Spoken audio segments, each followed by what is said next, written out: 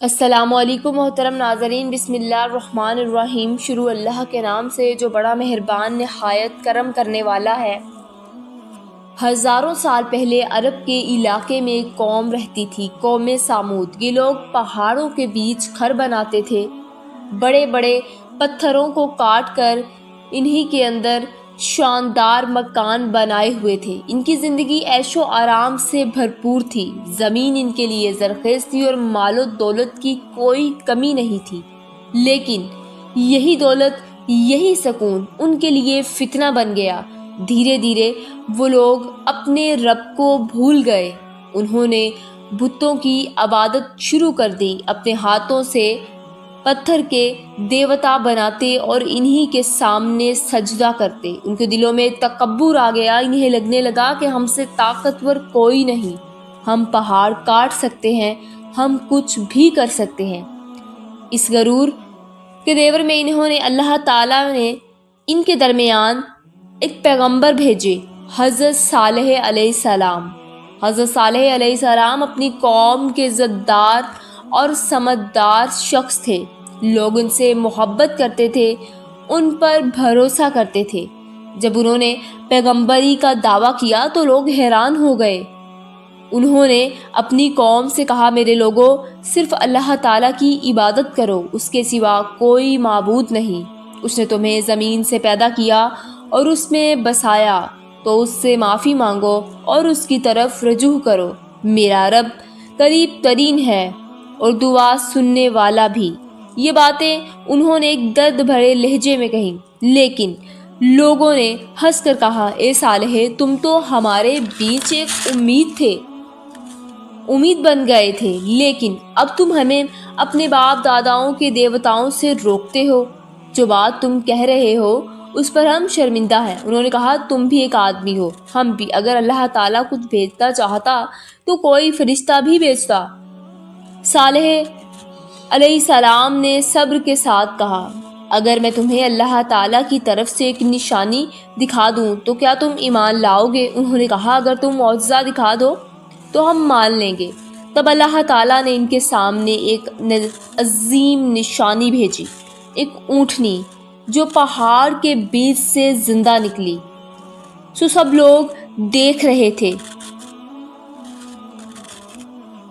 پتھر کے پہاڑ سے ایک جیتی جاگتی اونٹنی نکلی، اتنی بڑی، اتنی حسین کہ سب لوگ خاموش ہو گئے۔ حضرت صالح علیہ السلام نے کہا کہ اللہ تعالیٰ کی ناقت ہے، ایک نشانی کے طور پر، جب اسے اللہ تعالیٰ کا حقدار سمجھو، اسے تکلیف مت دینا۔ ایک دن وہ کنویں سے پانی پی لے گی، وہ دن اس کا ہوگا اور اگلے دن تمہارا ہوگا، تم پانی لوگے۔ اللہ تعالیٰ کا امتحان تھا کہ کیا تم اس کے حکم کے مطابق چلو گے یا نہیں۔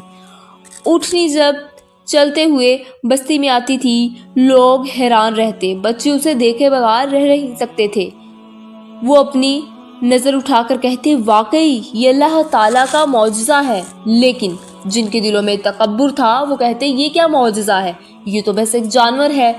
وقت بیتتا گیا، لوگ بے چین ہو گئے، انہیں پانی کا یہ انجام پسند نہیں آیا۔ ایک دن وہ لوگ اکٹھا ہوئے اور کہنے لگے، کب تک ہم اس ناحت کو برداشت کرتے رہیں گے؟ ہر دن ہمارا پانی پیتی ہے اور سب صالح کے رب کا ذکر ہر جگہ کرتے ہیں۔ ان کے دلوں میں حسد بھر گیا۔ قرآن کے مطابق ان میں سے 9 افراد تھے، انہی نے لوگوں کو بھٹکایا اور اس ناقت کے قتل کی سازش رچی۔ چلو اس ناقت کو مار دیتے، پھر صالح کو مار دیں گے، صبح کہہ دیں گے ہمیں کچھ نہیں پتا۔ رات کے اندھیرے میں انہوں نے اونٹنی کو مار دیا، پہلے اس کے پیر کاٹے، پھر اسے قتل کر دیا۔ صبح جب صالح علیہ السلام نے دیکھا، ان کی آنکھوں میں آنسو بھر گئے۔ انہوں نے درد سے کہا، تم نے اللہ تعالیٰ کی نشانی کو قتل کر دیا، اب اپنے گھروں میں 3 دن تک مزے کر لو، یہ اللہ تعالیٰ کا وعدہ ہے جو جھوٹا نہیں پڑے گا۔ پہلے دن لوگ ہنستے رہے، دوسرا دن ان کے چہروں پر پیلا پن چھا گیا، تیسرا دن وہ سفید پڑ گئے۔ صالح علیہ السلام اور ان کے ایمان والے لوگ بستی سے نکل گئے اور تیسرے دن کا سورج ایک دہشتناک چیخ کے ساتھ اگا۔ آسمان سے بہت زوردار دھماکہ ہوا، زمین نے ہل کر انہیں جھنجھوڑا اور ایک ہی پل میں قوم سامود کو ہٹا دیا۔